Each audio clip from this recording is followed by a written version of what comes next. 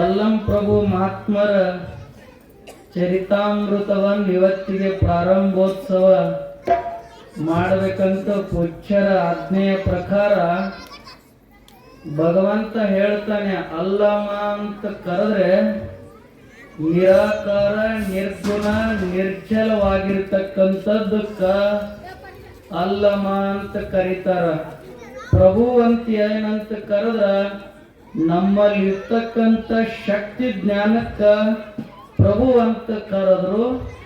ಅಲ್ಲಮ ಪ್ರಭು ಅಂದ್ರ ಒಂದು ದಿವ್ಯ ಶಕ್ತಿ, ದಿವ್ಯ ಜ್ಞಾನ ಇವತ್ತು ನಿಮ್ಮ ಊರಿಗೆ ಹಳಂಗಳಿ ಗ್ರಾಮಕ್ಕೆ ಬೆಳಗಾಗ್ತಾ ಇದೆ ಅಂತ ಕೇಳಿದ್ರ ಅದು ಆ ಪ್ರಭುದೇವರ ಪುಣ್ಯ ಅಂತ ನಾವು ಇವತ್ತು ಕಲ್ಪಿಸಬೇಕಾಗಿದೆ. ಇವತ್ತು ಯಾಕಿವತ್ತ ಸದ್ಗುರುವಿನ ಅಲ್ಲಮ ಅನ್ನುವಂತ ಶಕ್ತಿ ಎಲ್ಲರಿಗೆ ಬೆಳಕು ಕೊಡುವಂಥದ್ದು. ಅಲ್ಲಮ ಅಂದ್ರೆ ಖಾಲಿ ಅಂಕಾರ ಇರ್ಲಾರ್ದು ಜ್ಞಾನ ತುಂಬಿರ್ತಕ್ಕಂಥದ್ದಕ್ಕ ಅಲ್ಲಮ ಅಂತ ಕರೀತಾರ.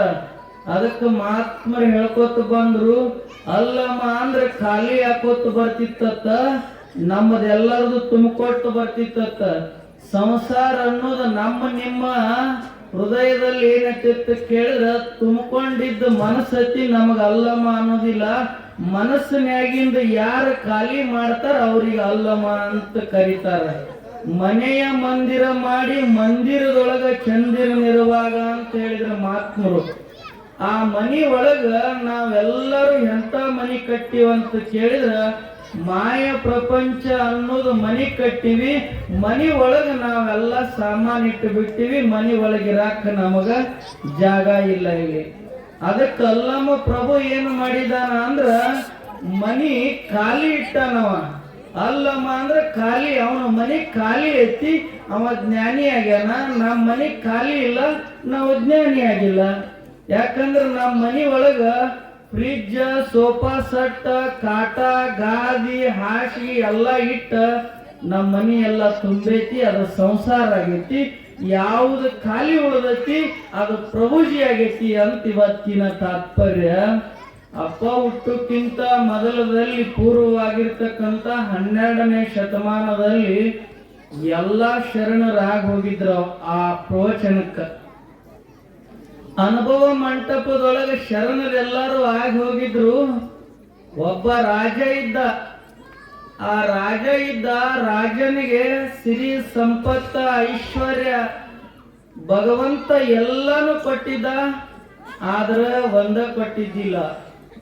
ಏನು ಕೊಟ್ಟಿದ್ದಿಲ್ಲ ಅಂತ ಕೇಳಿದ್ರ ಮಕ್ಕಳ ಭಾಗ್ಯ ಅನ್ನೋದು ಭಗವಂತ ಅವ್ರಿಗೆ ಕರುಣಿಸುವುದಿಲ್ಲ. ಅದಕ್ಕೆ ಹೇಳ್ತಾರ, ಮಕ್ಕಳಿಲ್ಲದವರ ಮನಿ ಲೆಕ್ಕಕ್ಕಿಲ್ಲ. ಮಹಾತ್ಮರು ಹಿಂಗೆ ಹೇಳ್ಕೊತ ಬಂದಿದಾರ, ಮಕ್ಕಳಿಲ್ಲದವ್ರ ಮನಿ ಲೆಕ್ಕಕ್ಕಿಲ್ಲತ್ತ. ಅದಕ್ಕೆ ಮಕ್ಕಳ ಪಡಿಬೇಕಾತಂದ್ರ ನಾವು ನೀವು ತಿಳ್ಕೊಂಡು ಬಿಟ್ಟಿದೀವಿ. ಮಕ್ಕಳ ಗಂಡ ಹೆಂಡತಿ ಪ್ರಪಂಚ ಮಾಡಿದ್ರ ಮಕ್ಕಳು ಹುಟ್ಟತಾವಂತ ಕಲ್ಪನೆ ಕಲ್ಪಿಸ್ಕೊಂಡೇವ್ ನಾವು. ಮಕ್ಕಳ ಕೊಡೋರು ನೀವಲ್ಲ, ಮಕ್ಕಳ ಕೊಡೋರು ಎಲ್ಲಿ ಕೂತಾನಪ್ಪ ಅಂತ ಕೇಳಿದ್ರ ಆ ಮಂದಿರದೊಳಗೆ ಚಂದಿರನಂಗದಾನಂತ ನಾವು ನೀವು ಹುಟ್ಟಿವಿ. ಇವತ್ತಿಲಿಕ ಯಾರು ಹುಡುಕಿದ್ದಿಲ್ಲ. ಒಬ್ಬ ಕೇಳ್ದ ನನ್ನ ಪ್ರವಚನದಾಗ ಹೇಳಾಗ, ಯಪ್ಪ ಮತ್ತು ನೀನು ಮಕ್ಕಳ ಕೊಟ್ಟಂದ್ರ ಮತ್ತ ನಾವು ಮದುವೆದು ಹಿಂಗೆಲ್ಲ ಆಗಬೇಕಾಗಿದ್ದಿಲ್ಲಲ್ಲ ಅಂದಮ್ಮ. ಅವ ಹೇಳ್ದೆ, ನಾನು ನಿನಗೆ ಏಸು ಮಕ್ಕಳು ತಮ್ಮ ಅಂತ ಕೇಳ್ದವನಿಗೆ. ನನಗೆ 3 ಜನ ಮಕ್ಕಳದವ್ರಿ ಅಪ್ಪ ಅಂದವ. ಮತ್ತು ಎಲ್ಲ 3 ಮಕ್ಕಳು ಸರಿನದಾವನಂತ ಕೇಳಿದ್ನಿ. 2 ಚಲೋ ಅದಾವ್ರಿ, 1 ಕುಂಟೈತ್ರಿ ಅಂದವ ಅದ್ರೊಳಗೆ.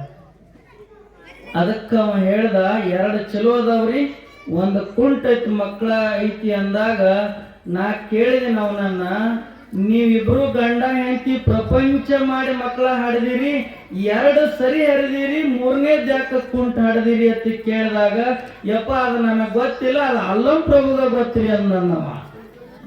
ಹಂಗ ಭಗವಂತ ಮಕ್ಕಳ ಬೇಕಾದ್ರ ಪಟ್ಟಣಕ್ಕೆ ಹೋಗ್ರಿ, ಪಟ್ಟಣ ಕೆಳಗಾದು ತೇರದಾಳದೊಳಗಾನು ಮಕ್ಕಳು ಕೊಡುವ ಜಗದೊಡೆಯ. ಅದಕ್ಕೆ ಹೇಳಿದ್ರು, ರಾಜಾಗ ಮಕ್ಕಳಿರುವುದಿಲ್ಲ, ಮಕ್ಕಳಿಲ್ಲದ ಲೆಕ್ಕಕ್ಕಿಲ್ಲ ಅಂತ ತಿಳ್ಕೊಂಡ ಎಲ್ಲ ಕಡೆ ಅಡ್ಡಾಡಿ 12 ದೇವ್ರಿಗೆ ಹರಕಿ ಹೊತ್ತು ಜಾಮವು ದುರ್ಗವು ಎಲ್ಲ ಅವುಗಳಿಗೆ ಬಿಡ್ಕೊಂಡು ಬಂದ್ರು. ಯಾರದಿಂದನೂ ಮಕ್ಕಳ ಫಲ ಆಗಲಿಲ್ಲ ಅವರಿಗೆ. ಜೀವನನೇ ಸಾಕನಿಸ್ಬಿಡ್ತಿದ್ವು. ಹೊತ್ತೇರಿದ್ರೆ ಮಂದಿ ಮಕ್ಕಳು ಅಂಗಳದಾಗ ಆಡಕ್ ಹತ್ತಿದ್ವು. ನಾ ಯಾವಾಗ ತಾಯಿ ಅಂತ ಕರೆಸ್ಕೊಳ್ಳಿ ಅಂತ ಚಿಂತೆ ಆಗಿಬಿಡ್ತು ಅವ್ರಿಗೆ. ಚಿಂತೆ ಆದಾಗ ರಾಜ್ಯ ದರ್ಬಾರ್ ಇತ್ತು, ಆಣಿ ಅಂಬಾರಿ ಇತ್ತು, ಐಶ್ವರ್ಯ ಇತ್ತು, ಎಲ್ಲ ಇದ್ರು ಕೂಡ ಮಕ್ಕಳಿಲ್ಲ ಅಂತ ತಿಳ್ಕೊಂಡ ಮರಗುತ್ತಿದ್ದ ರಾಜ. ರಾಣಿ ಬಾಳ ಕ್ಷಣ ಇದ್ಲಕ್ಕಿ. ಈ ಪ್ರಪಂಚ ಅನ್ನೋದನ್ನು ತೊರೆದ ನಾವು ಎಲ್ಲಿಗೆ ಹೋಗುನು ಅಂತ ಕೇಳಿದ್ರ ಈ ಸಂಸಾರ ಅನ್ನೋ ಜಂಜಾಟ ತೆಗೆದು ಒಗದ ಹಳಗಳ ಗುಡ್ಡದಾಗ ಹೋಗಿ ಕುತ್ಕೊಂಡ ಕರಿ ನಮ್ಮ ಮಹಾ ತಪಸ್ಸು ಮಾಡೋನು ನಮ್ಮ ಜನ್ಮರ ಸಾರ್ಥಕತೆ ಆಕತಿ ಅನ್ನೋ ಲೆಕ್ಕಕ್ಕ ಗಂಡ ಹೆಂಡತಿ ಇಬ್ರು ಬರ್ತಾರ. ಬಂದು ಕುತ್ಕೊಂಡಾಗ ಯಾರು ಅವ್ರನ್ನ ಮಾತಾಡಿಸೋದಿಲ್ಲ. ಇಂಥ ಗುರುಗಳೊಬ್ರು ಅವರಿಗೆ ರುದ್ರಾಕ್ಷಿ ಕೊಟ್ಟು ಜಪ ಮಾಡ್ರಿ ಭಗವಂತನ ದರ್ಶನ ಆಗತೈತಿ ಅಂತ ಹೇಳಿದ್ರು. ದರ್ಶನ ಆಕೈತಿ ಅಂತ ಕೇಳಿದ್ರೆ ದರ್ಶನ ಹಂಗ ಆಗುದಿಲ್ಲ. ಅದ ಆತ್ಮ ತೇಯ್ಬೇಕು, ಶರೀರ ಸುಡಬೇಕ, ಒಳಗಿದ್ದಿದ್ದ 6 ಮಂದಿ ಶತ್ರುಗಳೆಲ್ಲ ಸಂಹಾರ ಆಗ್ಬೇಕು. ಅವಾಗ ಮಾತ್ರ ಭಗವಂತ ಒಲಿಲಕ್ಕ ಸಾಧ್ಯತೆ. ಇವತ್ತಿನ ದಿವಸದಲ್ಲಿ ನಮಗ ನಿಮಗ ಒಲಿಬೇಕಾದ್ರೆ ಹಂಗೈತೇನ್ರಿ? ದೇವ್ರಿಗೆ ಹೋಗ್ತೀವಿ ನಾವು. ಮುಂಜಾನೆ ಎದ್ದು ಎಲ್ಲಾರು ಹೆಂಗ ಹೋಗ್ತೀವಿ ನಾವು?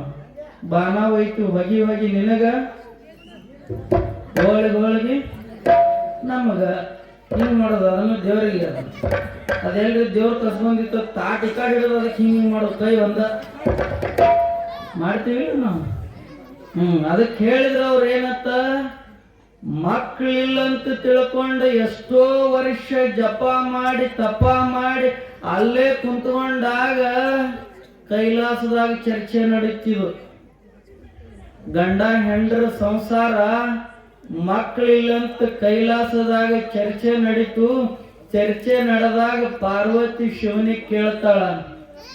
ಶಿವ ಪಾರ್ವತಿಗೆ ಏನನ್ನ ಕೇಳ್ತಾಳಂತ ಕೇಳಿದ್ರ, ಭಗವಂತ ಈ ಭೂಮಂಡಲದ ಮೇಲೆ ಹುಟ್ಟಿ ಬಂದಿರತಕ್ಕಂತ ಕರಿತೆರಿ ಮಾನವನಿಗೆ ಕರ್ಮ ಕಾಂಡದೊಳಗ ಹುಟ್ಟಿ ಮಾಯ ಮಡವಿನ ಮಮಕಾರದೊಳಗ ಜನಿಸಿರ್ತಕ್ಕಂತ ನಿನಗ ಈ ತತ್ವ ಬೋಧನೆಯನ್ನು ಬೋಧಿಸ್ಲಿಕ್ಕೆ ಯಾರು ಬೇಕು ಭಗವಂತ ಅಂತ ಕೇಳಿದಾಗ ಅವಾಗ ಪಾರ್ವತಿಗೆ ಪರಶಿವ ಹೇಳ್ತಾನಂತ, ಏನತ್ತ, ಇವತ್ತು ಭೂಮಿ ಮ್ಯಾಲ ಬಹಳಷ್ಟು ಜನ ಭಕ್ತಿವಾನ್ರದಾರ, ಭಕ್ತಿ ಸಿದ್ಧಿಯನ್ನು ಪಡ್ಕೊಂಡವ್ರದಾರ, ನನ್ನ ಸಲುವಾಗಿ ಹಗಲಿರುಳು ತಪಶ್ಚರ್ಯ ಮಾಡಿದವ್ರದಾರ. ನಾನು ಭೂಮಂಡಲಕ್ಕೆ ಹೋಗ್ಬೇಕಂತ ಕೇಳಿದಾಗ ಅವಾಗ ಹೇಳ್ತಾನ, ಎಲ್ಲಿಗೆ ಭೂಮಂಡಲಕ್ಕೆ ಇಳ್ಯಾವನಿ ಅಂತ ಕೇಳ್ತಾಳಕ್ಕೆ ಪಾರ್ವತಿ. ಅವಾಗ ಗಣೇಶ ಸ್ವಾಮಿಯನ್ನ ಕರೆದು ಕೇಳ್ತಾಳ, ತತ್ವ ಶ್ಲೋಕಗಳನ್ನ ಬೋಧನೆಯನ್ನ ಮಾಡಿದ ತತ್ವಜ್ಞಾನಿ ನೀನಿರುವಾಗ ಎಲ್ಲಿಗೆ ನಿನ್ನ ಜನನವಾಗುತ್ತೆ ಅಂತ ಗಣೇಶ ಸ್ವಾಮಿ ಪಾರ್ವತಿ ಕೂಡಿ ಕೇಳಿದಾಗ ಹೇಳ್ತಾರ ಅವರು, ಭೂಮಂಡಲ ಅನ್ನುವಂತ ಭೂಮಿ ಮೇಲೆ ಸುಜ್ಞಾನಿ ಮತ್ತು ನಿರಂಕಾರ ಅನ್ನುವಂತ ಇಬ್ಬರು ದಂಪತಿಗಳು ಏನಾಗಿದ್ದಾರ ಅಂತ ಕೇಳಿದ್ರ ಭಕ್ತಿಯಲ್ಲಿ ಮುಳುಗಿದ್ದಾರ, ಭಕ್ತಿಯ ಸಾಗರವನ್ನ ಮಾಡಿದಾರ. ಭಗವಂತನನ್ನು ಒಲಿಸಿಕೊಳ್ಳಾಕ ಹಗಲಿರುಳು ನೀರು ಬಿಟ್ಟಾರ, ಪ್ರಸಾದ ಬಿಟ್ಟಾರ, ಜೀವನ ತ್ಯಾಗ ಮಾಡ್ಯಾರ, ಭೋಗ ಭಾಗ್ಯ ಐಶ್ವರ್ಯಗಳನ್ನೆಲ್ಲ ಬಿಟ್ಟ ನನ್ನ ಸಲುವಾಗಿ ಅವರು ಹಗಲಿರುಳು ಶ್ರಮಿಸ್ತಾರ ಅಂತ ಹೇಳ್ತಾರ. ಅವಾಗ ಭಗವಂತಗೆ ತಾಯಿ ಹೇಳ್ತಾಳೆ, ಭಗವಂತ ನೀನ್ ಎಲ್ಲಿ ಇಳ್ಯಾವಂತ ಕೇಳಿದಾಗ ಈ ಇಬ್ಬರು ಈರುವರು ದಂಪತಿಗಳು ನಿರಂಕಾರ ಮತ್ತು ಸುಜ್ಞಾನಿ ಎಂಬುವಂತ ತಾಯಿ ಕೂತು ತಪಶ್ಚರಿ ಮಾಡುವಾಗ ಆ ತಾಯಿ ತೊಡೆ ಮ್ಯಾಲ ಒಂದು ಶಿಡ್ಲಿನಂತ ಮಿಂಚು ಬರ್ಲಿಕ್ಕೆ ಪ್ರಾರಂಭ ಆಗತ್ತ. ಭಕ್ತಿ ಅಂದ್ರೆ ನಮ್ಮದವ್ರಿ ಭಕ್ತಿ ಬಹಳ ದೊಡ್ಡ ಭಕ್ತಿ ಮಾಡ್ತೀವಿ ನಾವು. ಆ ಮಿಂಚು ಬಂದಾಗ ತೊಡಿ ಮ್ಯಾಗ ತಾಯಿ ನೋಡ್ತಾಳ, ಭಗವಂತ ಕಾಲಲ್ಲಿ ಪದಮ, ಅಂಗಾಲ ಪದಮ, ಅಂಗೈ ಪದಮ, 32 ಕಳೆಗಳು, ಸೂರ್ಯ ಚಂದ್ರನಂತ ಚೆಲುವಿಕೆ ಇರೋ ಮಗ ಇವತ್ತ ನನ್ನ ಉಡಿ ಒಳಗೆ ಹಾಕಿದಾನ ಅಂತ ಕೇಳಿದ್ರ ಸಾಕ್ಷಾತ್ ಭಗವಂತ ನೀನ್ ಯಾರೂ ಅಲ್ಲ, ನೀನು ಶಿವ ಪರಮಾತ್ಮನೇ ನನ್ನ ಬಂದಿತನ ಹಿಂಸಿ ಅಂತ ತಿಳ್ಕೊತಾಳೆ ತಾಯಿ. ತಿಳ್ಕೊಂಡಾಗ ಆ ಮಗು ಜನಿಸಿ ಬರುವಾಗ ಭೂಮಂಡಲ ಅಲ್ಲೋಲ ಕಲ್ಲೋಲ ಆಗುತ್ತಿತ್ತು, ಸಲ್ಲ ಗಿಡ ಚಿಗುತ್ತಿತ್ತು, ಹಾಳು ಬಾವಿ ನೀರು ಬಂದಿದ್ದು, ಹೂ ಮುಳ್ಳುಗಳೆಲ್ಲ ಚಿಗುತಿ ಕೆರಿನ ನಂದನವನ ಆಗಿತ್ತು. ಆ ಹುಟ್ಟಿ ಬಂದಿರತಕ್ಕಂತ ಮನುಷ್ಯ ಯಾರಾಗಿದ್ರು ಅಂತ ಕೇಳಿದ ಧರಣಿಗಿಳಿದ ತತ್ವವನ್ನ ಬೋಧಿಸಿದ ಸಿದ್ಧಾಂತದ ತತ್ವವನ್ನ ಶಿಖಾಮಣಿಸಿ ಅನಿಸಿಕೊಂಡಿರ್ತಕ್ಕಂಥ ಯಾರು ಅಂತ ಕೇಳಿದ ನಿಮ್ಮೂರಲ್ಲಿ ಇವತ್ತು ತೊಟ್ಟಲ ಕಾರ್ಯಕ್ರಮಕ್ಕೆ ಬಂದಿರತಕ್ಕಂತ ಸಾಕ್ಷಾತ್ ಅಲ್ಲಂ ಪ್ರಭುನೇ ಧರಣಿಗಿಳಿದಿದ್ದ ಅನ್ನುವಂಥದ್ದನ್ನು ನಾವು ಕಲ್ಪಿಸಿದ್ದೀವಿ. ಅದು ಎಲ್ಲಿ ಅಂತ ಕೇಳಿದ್ರೆ ಶಿವಮೊಗ್ಗ ಜಿಲ್ಲೆಯ ಶೋಬಾಳಹಳ್ಳಿ ಅನ್ನುವಂತ ಸಣ್ಣ ಗ್ರಾಮದಲ್ಲಿ ಜನಿಸಿ ಬರ್ತಿರ್ತಕ್ಕಂಥ ಅಲ್ಲಮ ಪ್ರಭು ಇವತ್ತು ನಿಮ್ಮ ಗ್ರಾಮದಲ್ಲಿ ತೊಟ್ಟಲ ಕಾರ್ಯಕ್ರಮ ಮಾಡಕತ್ತೀರಿ ಅಂತ ಕೇಳಿದ್ರ ಇಲ್ಲಿ ಕೂತವ್ರೆಲ್ಲ ತಾಯಂದಿರು ನೀವು ಯಾರನ್ನ ಹಾಡಿದಿರಿ ಅಂದ್ರ ನೀವು ಸಾಕ್ಷಾತ್ ಅಲ್ಲಂ ಪ್ರಭುನ ತಾಯಿಗಳಾಗಿರಂತ ಇವತ್ತೆಲ್ಲ ಈ ಕಾರ್ಯಕ್ರಮ ನೆರವೇರಿದೆ. ನಿಮ್ಮ ಹೊಟ್ಟಿಗೆ ಆ ಭಗವಂತನೇ ಇವತ್ತು ಹುಟ್ಟಿ ಬಂದಿರತಕ್ಕಂತ ದಿವಸ. ಇವತ್ತು ಪುಣ್ಯ ಭೂಮಿಯಾಗಿರ್ತಕ್ಕಂಥ ಎಲ್ಲಿ ಪುಣ್ಯ ಇರುತ್ತೋ ಅಲ್ಲಿ ಭಗವಂತ ಇರ್ತಾನೆ, ಎಲ್ಲಿ ಕರ್ಮ ಇರುತ್ತೋ ಅಲ್ಲಿ ಶನಿದೇವರ ಇರ್ತಾನೆ. ಅದಕ್ಕೆ ಬಹುಶಃ ಎಲ್ಲರೂ ನೀವು ಅಪ್ಪನ ತೊಟ್ಟಲ ಕಾರ್ಯಕ್ರಮಕ್ಕೆ ನೀವು ತೊಡಗವ್ರದಿರಿ ಅಂತ ನನಗೂ ಭಾಳ ತಿಳ್ಕೊಂಡಿನಿ. ನಾನು ಭಾಳ ಮಾತಾಡಿದ್ರೆ ಸಮಯ ಭಾಳ ಆಗಿದೆ. ಇವತ್ತು ಬಹುಶಃ ಒಂದು ಊರು ಪ್ರವಚನಕ್ಕೆ ಹೋದಾಗ ಮನ್ನಿ ಹೇಳಿನ ಈಗ ಒಂದು ಮಾತು ಹೇಳ್ಬಿಡ್ತೀನಿ. ಅದನ್ನ ಪ್ರವಚನಕ್ಕೆ ಹೋಗಿದ್ದೆ ನಾನು, ಟೈಮ್ ಗೊತ್ತಾಗ್ಲಿಲ್ಲ, ಹಂಗ ಭಾಳ ಹೇಳ್ಕೊತ ಕೂತ್ನಿ. ಕೂತಾಗ ಒಬ್ರು ಬಡಗಿ ತಗೊಂಡು ಹಿಂಗೊಮ್ಮೆ ಅಡ್ಡಾಡಕತ್ತಿರ. ಅವ್ರು ಬಡಗಿ ತಗೊಂಡು ಅಡ್ಡಾಡೋದು ನೋಡೋಣ, ನನಗೂ ಅದು ಅಂಜಿಕೆ ಬರಕತ್ತ. ಬಡಗಿ ಪಿಡಿಗಿ ನೋಡೋಣ, ಮೊದ್ಲ ನಾ ಒಂಟೆಲ್ಲಿ ಮನುಷ್ಯ ಅದೀನಿ, ಅಂಜಿಕೆ ಬರಕತ್ತದು. ನಾ ಕರೆದ ಗುರುಜಿ ಅವ್ರನ್ನ ಕೇಳಿದೆ, ಇವ್ರ ಯಾಕೆ ಹಿಂಗ್ ಬಡಗಿ ತಗೊಂಡ್ ಅಡ್ಡಾಡ್ತಾನ್ರಿ? ನಾನು ಅವ ಅಂದಲ್ಲಿ ನಿಂತ, ಸ್ವಾಮಿ ನೀನ್ ಹೇಳಾಕತ್ತಂದ ಹೇಳಿ ಅಂದವ. ಯಪ್ಪ ಮತ್ತೇನ್ರಿ ಎದಕ್ ಬಡಗಿ ತಗೊಂಡ್ ಅಡ್ಡಾಡಕತ್ತೆ? ನಾನು ನಿನಗ ಅಲ್ಲಿದ ನಿನ್ನ ಪ್ರವಚನ ಹೇಳಾಕತ್ತಂದ ಮಂಗ್ಯನ ಮಗ ಯಾವ್ದಾನ ಅವ್ನು ಹುಡ್ಕಾಡಕತ್ತೀನಿ ಅಂದವ. ಅದಕ್ಕೆ ಇದು ಪ್ರವಚನ ಹಂಗ ಆಗಬಾರದು. ಅಪ್ಪನ ಜಾತಿ ಅಕ್ಕರಿಯಿಂದ ಬಂದಿರಂದ್ರ ಇವತ್ತೆಲ್ಲ ತಾಯಿಯಂದಿರು ನಾಳೆಗೆ ಇದಕ್ಕಿಂತ ಜಲ್ದಿ ಬರಬೇಕು.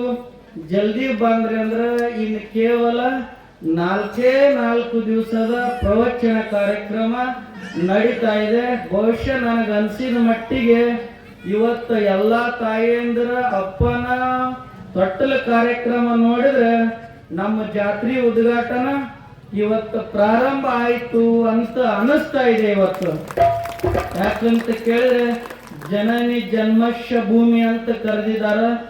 ಎಲ್ಲ ತಾಯಿಯಂದಿರು ಇವತ್ತು ಬಂದು ತಾವೆಲ್ಲರೂ ಅಪ್ಪನ ಜಾತ್ರೆಗೆ ತೊಟ್ಟಲ ಕಾರ್ಯಕ್ರಮಕ್ಕೆ ಭಾಗವಹಿಸಿದ್ದೀರಿ. ಅದರ ಜೊತೆಗೆ ತನು ಮನ ಧನದ ಜೊತೆಗೆ ಇದು ನಿಮ್ಮೂರ ಜಾತ್ರೆ. ಯಾರ ಜಾತ್ರೆ? ನಮ್ಮೂರ ಜಾತ್ರೆ ಅಂದಿಲ್ಲ, ಇದು ನಿಮ್ಮೂರ ಜಾತ್ರೆ. ಇದು ನಿಮ್ಮೂರ ಜಾತ್ರೆಗೆ ನೀವೆಲ್ಲರೂ ಶೋಭೆ ತರುವ ತರ ಈ ಕಾರ್ಯಕ್ರಮ ಜಾತ್ರೆ ಮುಗಿವರೆಗಿನೂ ನಿಮ್ಮೆಲ್ಲರಿಗೆ ಜಾತ್ರೆ ಸಂಬಂಧಪಟ್ಟಿರ್ತಕ್ಕಂಥದ್ದು. ಈ ಜಾತ್ರೆಗೆ ಪ್ರತಿಯೊಬ್ಬರು ಕೂಡ ನನ್ನನ್ನು ಕರೆದಿಲ್ಲ, ನನಗೆ ಹೇಳಿಲ್ಲ ಅಂತ ಅನ್ನಬಾರದು. ಇದು ಯಾರ ಜಾತ್ರೆ? ನಮ್ಮ ಅಪ್ಪನ ಜಾತ್ರೆ. ಜಾತ್ರೆ ನೋಡಿ ಬಂದೆ, ಮನಸ್ಸಿಗೆ ನಾನು ಖಾತ್ರಿ ಮಾಡಿಕೊಂಡೆ. ಜಾತ್ರೆ ನೋಡಿ ಹೆಂಗ ಖಾತ್ರಿ ಮಾಡ್ಕೋಬೇಕು ಅನ್ನೋದು ನಾಳಿನ ದಿವಸ ಸಮಯದ ಅಭಾವ ಇರುವುದರಿಂದ ಇವತ್ತು ಪಂಚತತ್ವದ 5 ಹೆಸರುಗಳನ್ನಿಟ್ಟು ಅಲ್ಲಮ ಪ್ರಭು ಅಂತ ಅವನ ಹೆಸರು ಇಡ್ರಿ. ಇಟ್ಟ ಮೇಲೆ ಎಲ್ಲಾರು ಗುಗ್ರಿ ತಿನ್ರಿ. ಗುಗ್ರಿ ತಿಂದ ಅವ್ರು ದುಬದಾಗದು ಬಡಿಬೇಡ್ರಿ, ವಾತಾವರಣ ಸರಿ ಇಲ್ಲಿಗಿದ. ಮೊದಲ ತಂಡೊಂದು ಬಾಳ ತಿದ್ದಿದ. ಅವ್ರು ಬಡಿಸ್ಕೊಂಡವ್ರ ಮನೆಗೆ ಹೋಗೋಣ, ಅವ್ರು ಇಲ್ಲಿಗೆ ಬರಬಾರ್ದ್ರಿ, ಇವ್ರು ಹೊರಗೊಮ್ಮೆ ಒಳಗೊಮ್ಮೆ ಅಡ್ತಾ ಕೂತ್ ನೋಡಿ. ಅಟ್ಟ ಸಮಾಧಾನಗೆ ಮಾಡಿ ಸಮಾಧಾನಗೆ ತೊಟ್ಟಲ ಕಾರ್ಯಕ್ರಮ ಮುಗಿಸ್ರಿ ಅನ್ನುವಂತ ಮಾತನ್ನ ಹೇಳಿ, ನಾಳೆ ಸುಮಾರು ಎಷ್ಟು ಗಂಟೆಗೆ ಬರ್ಬೇಕ್ರಿ? ದಿನ 7 ಅನ್ನೋದು ಮತ್ತೆ ಬಂದು 8ಕ್ಕೆ ಹಾಕಿರ್ತದೆ ಜರಿ. ಎಂದ ಪ್ರವಚನಕ್ಕೆ ಬಂದಾನೆ ಅವತ್ತಿ ಹಿಡ್ಕೊಂಡು 7 ಗಂಟೆನಾತನು ನೀವು ಹೋಗ 7 ಅನ್ಕೋತನ ಹೋಗ್ತೀರಿ. ಮತ್ತೆ ಬಂದು ಆ ಕಡಿಮೆ ಆಗಕತ್ತಿ ದಗದಿದ ಕಡಬ ನೆನಪತ್ತಿರ ಮಳೆ ಏಳು ಅನ್ನೋದು ಮನೆಗೆ ಹೋಗೋಣ ಮನೆಗೆ ಹೋದ್ರಪ್ಪ ಮುಗಿತೈತ್ರಿ ಅದು ಏಳ್ರದ್ದು ಅದ ಆ ಕಡಬ ಎಲ್ಲರಿಗೂ ನೆನಪಿರ್ತೈತಿ ಅಂತ ಬಹುಶಃ ಬಂದವ್ರಿಗೆ ಎಲ್ಲರಿಗೂ ಗೊತ್ತಿದೆ. ಅದಕ್ಕೆ ತಾವೆಲ್ಲರೂ ತೊಟ್ಟಲ ಕಾರ್ಯಕ್ರಮ ಮುಗಿಸ್ಕೊಂಡು ಅಪ್ಪಗೆ ಶ್ರೀಗಳು ಇವತ್ತು ಪ್ರಸಾದ ಮಾಡಿಸಿದ್ದಾರೆ. ಆ ದಯಾಗುಣವಾಗಿರ್ತಕ್ಕಂಥ ಪ್ರಭುಜಿಯವರು ಎಲ್ಲರೂ ಹೆಸರಿಟ್ಟು ಹಂಗ ಹೋಗಬಾರದು. ಎಲ್ಲ ನಮ್ಮ ಮೌಗಳು ಇವತ್ತು ಪ್ರಸಾದ ಮಾಡಿದ್ರ ನಾನು ಹುಟ್ಟಿದಕ್ಕ ಸ್ವಾರ್ಥಕ್ಕೆ ಅನ್ನುವಂಥದ್ದನ್ನು ಸಂಕಲ್ಪ ಮಾಡಿಕೊಂಡು ಹೆತ್ತ ತಾಯಿ ಋಣ ಹೊತ್ತ ಭೂಮಿ ಋಣ ತೀರ್ಸಾಕ ಈ ಪುಣ್ಯಾತ್ಮರು ಇವತ್ತು ನಿಮ್ಮೆಲ್ಲರಿಗೆ ಶಿಕ್ಕರ. ಅದು ನಿಮ್ಮ ಭಾಗ್ಯ ಅನ್ನುವಂಥದ್ದನ್ನು ಕಲ್ಪಿಸಿಕೊಂಡ ನಾಳೆಗೆ ನೀವು ಜಲ್ದಿ ಬರ್ರಿ, ನಾವಟ್ಟು ಲೇಟ್ ಮಾಡಿ ಬರ್ತೀನಿ ಅನ್ನುವಂಥದ್ದನ್ನು ಹೇಳುತ್ತಾ ನನ್ನ ಮಾತಿಗೆ ಮಂಗಲವನ್ನು ನೀಡ್ತಾ ಇದ್ದೇನೆ. ಜೈ ಮಂಗಲಂ ಜೈ ನಮಃ. सद्गुरु सोमेश्वर महाराज की, महात्मा बसवेश्वर महाराज की.